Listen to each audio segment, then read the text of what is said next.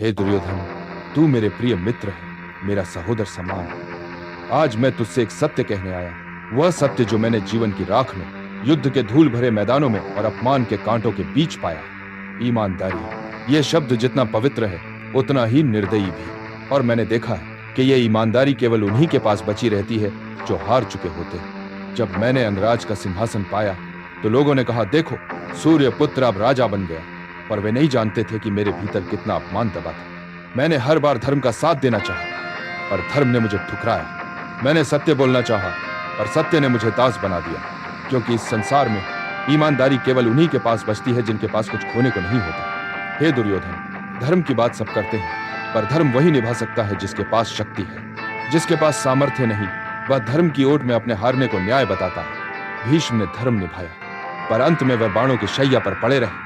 युधिष्ठिर ने धर्म निभाया पर राज्य उन्हें मिला तब जब उनके भाई, गुरु और शत्रु सब मिट गए। धर्म का ताज रक्त से सना होता है मित्र। इसलिए मैं कहता हूं, ईमानदारी पराजितों की ढाल है। विजयी लोग नीति नहीं देखते हुए परिणाम देखते हैं। मैंने सूर्यदेव का पुत्र होकर भी सूत पुत्र का अपमान सहा। मेरे भीतर सामर्थ्य थी अर्जुन से भी अधिक, पर समाज ने मुझे अयोग्य कहकर ठुकरा दिया। हे दुर्योधन, जब मुझे समाज ने धर्म के नाम पर बहिष्कृत किया तब मैंने समझा धर्म शक्तिशाली का हथियार है। जो पराजित है वही ईमानदारी को अपना कवच बनाता है ताकि वह अपने दोह को पवित्र कह सके। देख, अर्जुन का धर्म था गुरु की आज्ञा मानना, मेरा धर्म था मित्र के प्रति वचन निभाना। और इतिहास ने क्या किया? अर्जुन को धर्मराज कहा और मुझे अधर्मी, क्योंकि मैंने तेरा साथ दिया इसलिए मुझे पापी कहा गया। पर हे दुर्योधन, मैं जानता हूं जो हारा नहीं वह कभी सच नहीं बोलता। सत्य वही बोलता है जिसे संसार ने झुकने पर मजबूर कर दिया। हिंदू धर्म की दृष्टि से धर्म का अर्थ केवल सदाचार नहीं है, वह एक स्थिति है जहां शक्ति और न्याय एक साथ खड़े हैं। राम ने रावण का वध किया, क्या वह केवल धर्म से हुआ? नहीं, वह शक्ति से हुआ। कृष्ण ने अर्जुन को गीता का उपदेश दिया पर युद्ध जीतने के लिए छल भी किया। यदि ईमानदारी से युद्ध जीते जा सकते तो पांडवों को कृष्ण की रणनीति की आवश्यकता क्यों पड़ती? क्योंकि धर्म भी उसी का होता है जो विजयी होता है। हारने वाला चाहे जितना पवित्र हो, इतिहास उसे ईमानदार कहकर भुला देता है। हे दुर्योधन, मैं ये नहीं कहता कि ईमानदारी गलत है, पर मैं ये कहता हूं कि यह अधूरी है। जो व्यक्ति जीवन के हर मोड़ पर ईमानदार रहा वह सम्मान नहीं, तिरस्कार पाता है। क्योंकि संसार को ईमानदारी नहीं, परिणाम चाहिए। जब तू हारेगा लोग तुझे कहेंगे, देखो दुर्योधन तो बड़ा ईमानदार था। पर जब तू जीतेगा लोग तुझे राजा कहेंगे और कोई तेरा धर्म नहीं पूछेगा।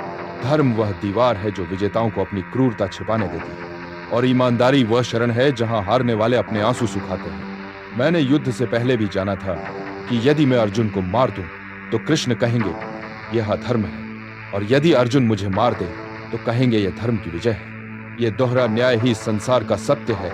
हे दुर्योधन, जीवन का निष्कर्ष सत्य और ईमानदारी मनुष्य के भीतर के दीपक है। पर जब तू रणभूमि में खड़ा होता है तब यह दीपक हवा में झिलमिलाता है। उस समय धर्म नहीं केवल परिणाम बोलता है।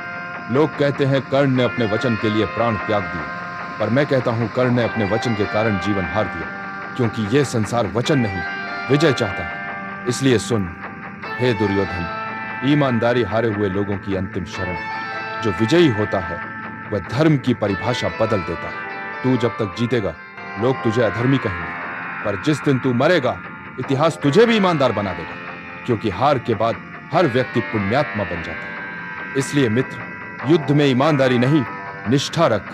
धर्म की चिंता मत कर, क्योंकि धर्म वही लिखेगा जो विजयी होगा। मैंने अपने जीवन में यही सीखा कि सत्य कभी कभी झूठ से भी अधिक निर्दयी होता है, और ईमानदारी वह केवल हारने वालों की चिता पर जलती हुई ज्योति है।